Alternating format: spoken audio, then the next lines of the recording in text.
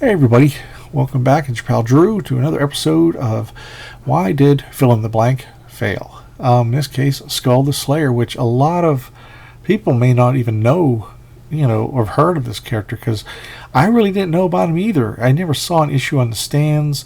This was that odd place in the Bronze Age, smack in the middle. There were a lot of new titles, but the other thing too is, I say flood the market and everything, but however, the books, a lot of them were bi-monthly, so it's kind of hard to keep track. Like, it would be like, this month is Skull the Slayer, this month is Doctor Strange, and then back to Doctor Skull the Slayer, that sort of stuff. And I've said before how they flood the shelves and stuff, but also I just think the talent got thinned out because they were just pumping out so much stuff, and there's a lot of stuff that really got neglected as a result, because they were just like, I'm not going to try this new thing, because I don't know if I'm keen on it or not. If it's my bag, baby. Did I say that anymore? Bag. I like the color. I like the new coloring here. I love that it's restrained. It's not like shimmering and stuff like that. Love that. It's a really interesting design from Kane. Gil Kane. Love that. Very thin trade paperback. It reprints 2 issues of Marvel 2-in-1, which was the comic that was like the repository for all canceled characters to show up, like Modred the Mystic, who's just awful, and then there's the Scarecrow from a couple issues that he appeared, and I loved it because Ben Grimm, he was always just he was just like he was a funny character. He just kind of bounced off of whatever the new character is, give him a nickname, a goofy nickname, and just go along with it. And he would often use his, his status as one of the earliest superheroes to kind of be the leader in some cases. Like, I've been through this before, kiddo, that kind of stuff. Here we go. Beautiful, lovely art by Steve Gann, who also designed and drew the first Star-Lord story and Marvel preview magazine, which I have on this channel, and I'll put a link below in the description. Marv Wolfman is creator / writer / colorist. Steve Gann is the artist. Now I'm wondering if Steve Gann designed the character, because later on he has a belt that he puts over. Long story, and but I don't know. I don't know if it should be like artist, co-creator. But the only time I've seen Marv Wolfman actually draw a character was Nova, from the mid-'70s. That was an old fan character that with a cool costume that Marv Wolfman brought back. And eventually, I think in the Marvel Cinematic Universe, we are going to see Nova, because we've seen the Nova Corps already. But it'll be interesting to see how they get that out.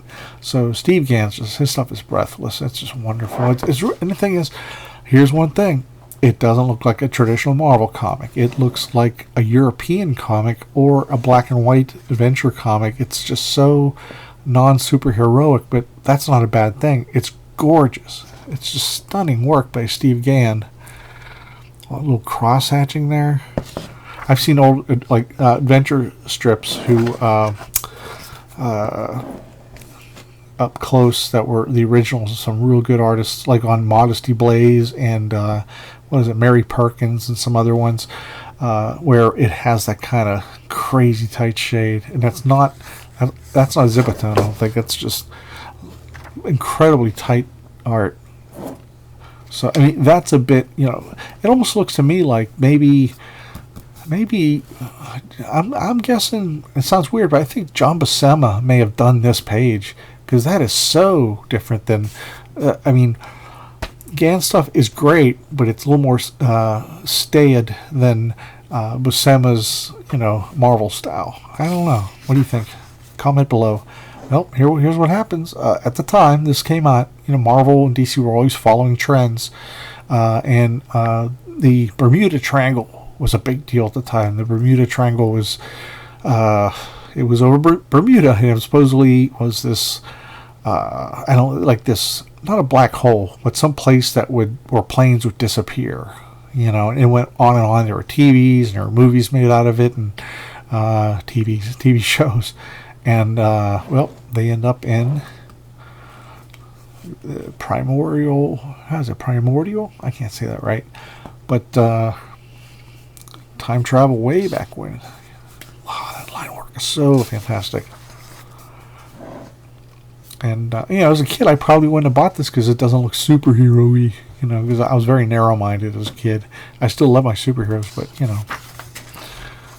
I've expanded, I think. So, man. So basically, they're stuck. I don't believe in Mother of Mercy. How about that rainbow? It's like he does it so well. It's like dot dot dash. So it's not trying to make it look. It's like a line of a rainbow. It's just really amazing stuff. So anyway, the main character Skull, he is supposed to be going to jail for murdering his brother, and this scientist guy, he's not a friend of Skull. He just happened to be on the same trip, but he just, I'll explain it real quick. He's the killer that's kind of tame to me all kinds of people and can't tell them apart anymore. I've seen their types before. The government trains them as killers, only that they forget to turn them off when the war is over, so they continue to kill. So, he's, you want to watch me fry? And they're like, give me an excuse. So he was wrongly accused of killing his own brother, and so they ended up in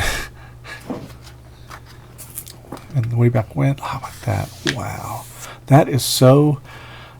I mean, it's kind of Kubert, but when not with the heavy brush strokes, and it's kind of I don't know what I'd say, like an old Tarzan adventure strip. It's really strong stuff.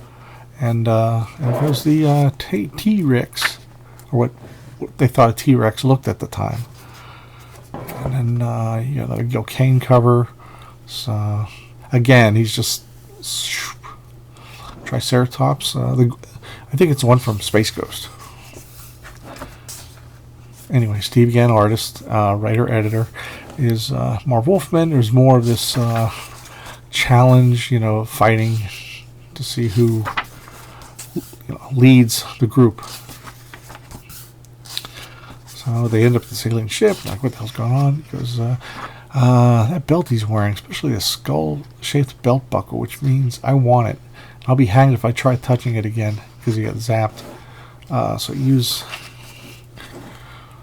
a stick to get in there, and he has a flashback to being trapped in Vietnam, and he's just struggling. He's trying to focus and not fall back into it because the spear just reminded him of a lot of the abuse he suffered and a lot of the abuse he gave. Puts it on. Okay, it looks cool by me. So he finds out that he's super strong. He was already very strong. That's just amazing. Good Lord. And he shreds that dinosaur's head. He goes, don't you realize you killed that dinosaur? That's the belt you're wearing. You took it from that alien. He says, somehow you've increased your strength. How about that? Very Kubertish. So we got these three.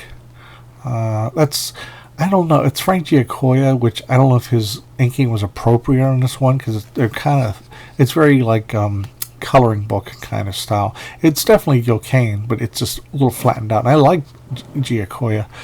So now we get the Steve Gann pencils, and now Pablo Marcos is kicking in with Steve Gann because a lot of these artists at the time, they will start doing the first couple issues, and then they realize they can't meet a semi-monthly schedule because they're new, and like they weren't going to put Steve Gann on like Spider-Man, even though it would be a good fit. It's just like in my case, I started off with I started off with I can't remember what I started off with.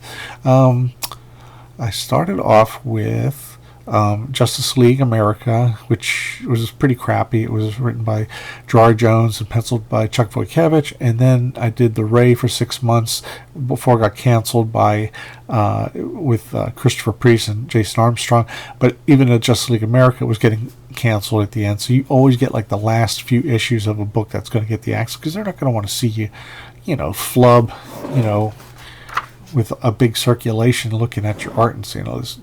Is this what DC or Marvel has to offer? They must suck. So,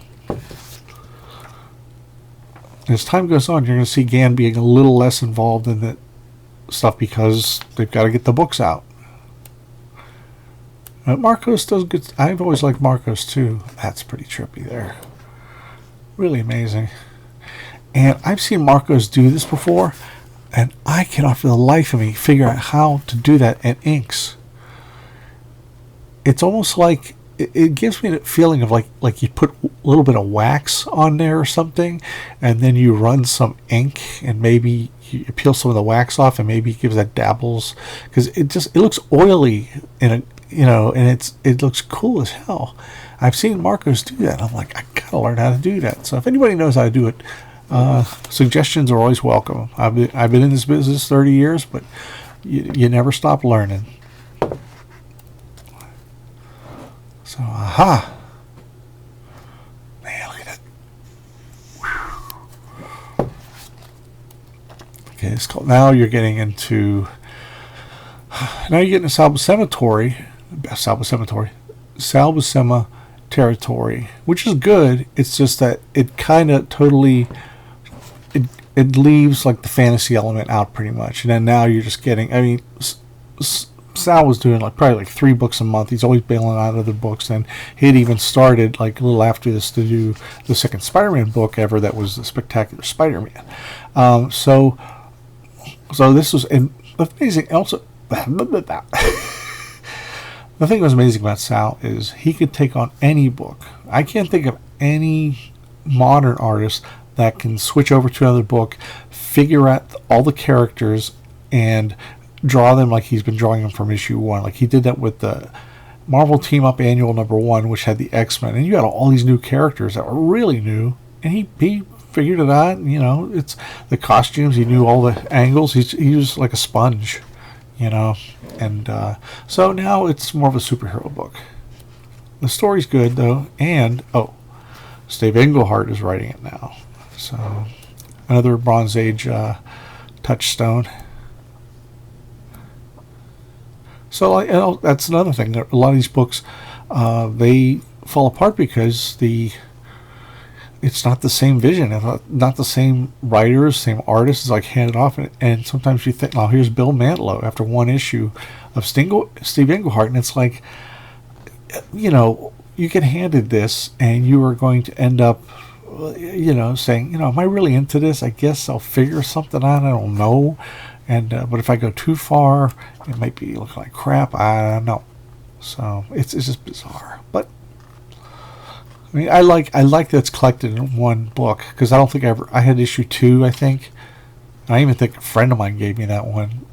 I was so disinterested in it. But then I have the Marvel 2-in-1 issues. Hang on. Okay, number 6. That's a great cover there. That looks like something Gann had done, but maybe it says Buscema, and Esposito. Wow, that's nice. Esposito did a really nice job on that. So now you got Sal Buscema and Steve Gann art. So you got Steve Gann inking Sal Buscema, which is a good way to go. If you're gonna, his way of finishing is very unique. So if he works over another penciler, that's smart actually. Lost City of Gold. That 30 cents is coming. You know what that means? Chopping block for a lot of books. Sal Buscema and Sunny Trinidad. I don't know if he lives in Sunny Trinidad, but I've always loved his work. I don't know what I've seen him on mostly. I think he does more of this kind of stuff. He's not like the basic superhero guy.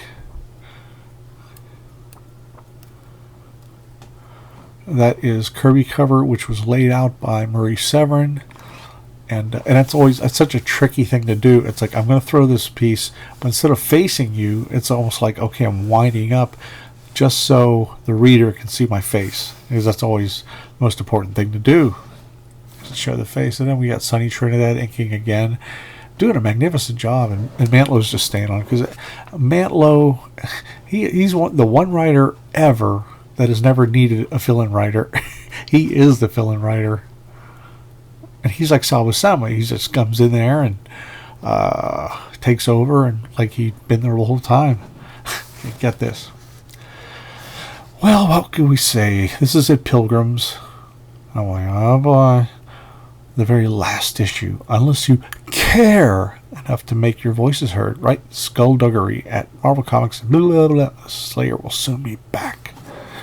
And then you get into Skull the Slayer on Marvel 2 in 1. And I remember seeing this, and I was like, who the frig is this guy? Why do I care? And I wasn't keen on Ernie Chan drawing the Thing. It's I don't know, it's weird.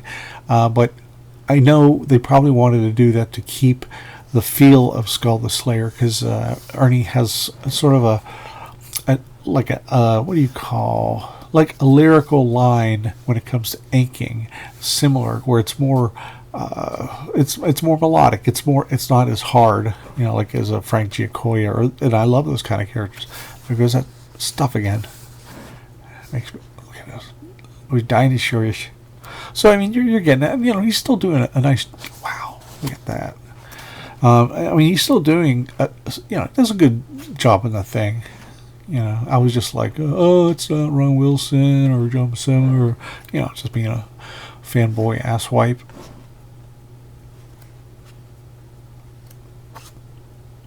I love that. Skull throws a big stump. Lovely art. Here comes Mr. Fantastic. A stretch in time.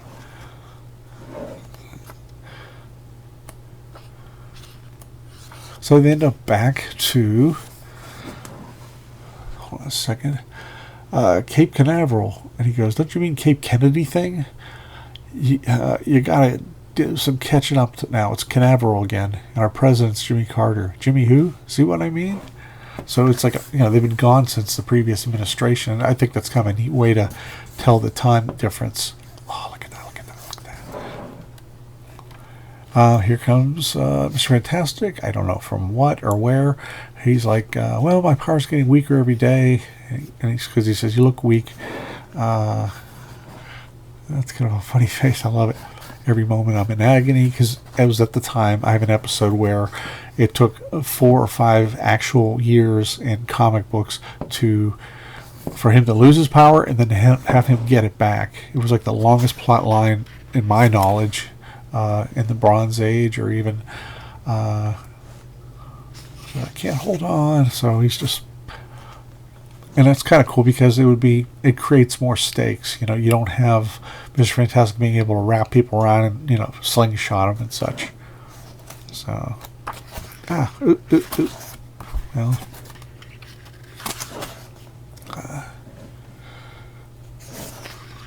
back then, writers and editors loved to be really indulgent and have these long behind the scenes comments, but I probably would too. That's so odd, but it works. It's just I guess back then you didn't see Mr. Fantastic look that way. I mean, he's been done by so many different I'm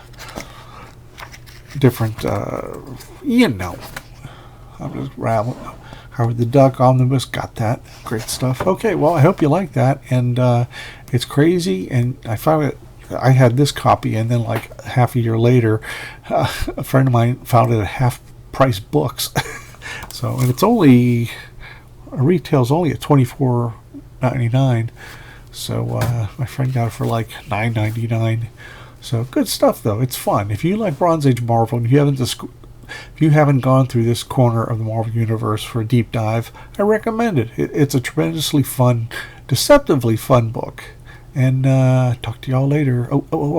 Hit smash, like, and subscribe, and share with other people, and leave comments below. If anything I said I was incorrect about, you can correct me. I'm totally cool with that. So, okay, that's it. Bye.